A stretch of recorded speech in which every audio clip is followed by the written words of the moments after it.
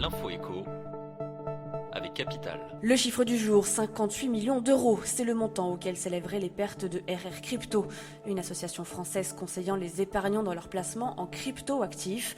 Dans un email envoyé le dimanche 20 mai, le fondateur et patron de RR Crypto, Vincent Roupio, a indiqué à ses clients que l'ensemble des fonds confiés en gestion se sont tout bonnement volatilisés.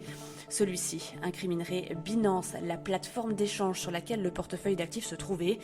Une communication suspecte, d'autant que l'association avait récemment informé ses clients qu'il était impossible de retirer ses fonds dans le cadre d'une enquête de conformité justement menée par Binance. Certaines victimes contactées par Capital accusent des pertes de plusieurs milliers d'euros. Retrouvez notre enquête sur capital.fr.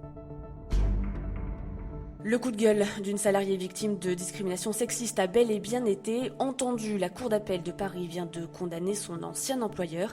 La Fédération nationale de la mutualité française a lui versé plus de 400 000 euros pour compenser l'inégalité dans l'évolution de sa carrière qu'elle a subie pendant 10 ans.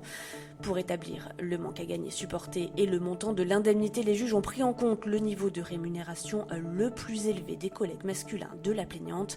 Une première, selon l'avocat de la salariée interrogée par Capital, pour qui cet arrêt doit pousser les femmes victimes de discrimination à ne plus se laisser faire.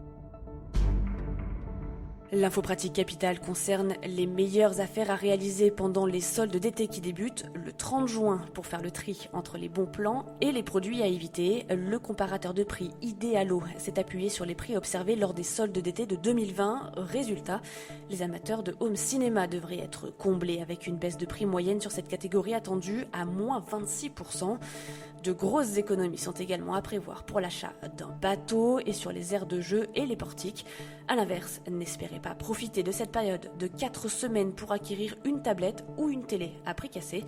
Leur coût moyen respectif avait grimpé de 11% et 4% l'été dernier. Plus de détails sur notre site.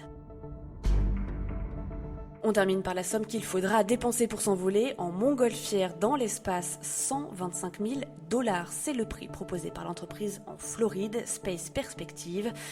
La société veut propulser des touristes dans la stratosphère à travers des ballons, une expérience à la limite de l'espace qui permettrait notamment d'offrir aux heureux voyageurs une vue particulièrement rare de la Terre. Les ballons atteindraient en effet une altitude de plus de 30 000 mètres, des voyages qu'il vous est déjà possible de réserver, départ prévu en 2024. C'était l'info écho avec Capital.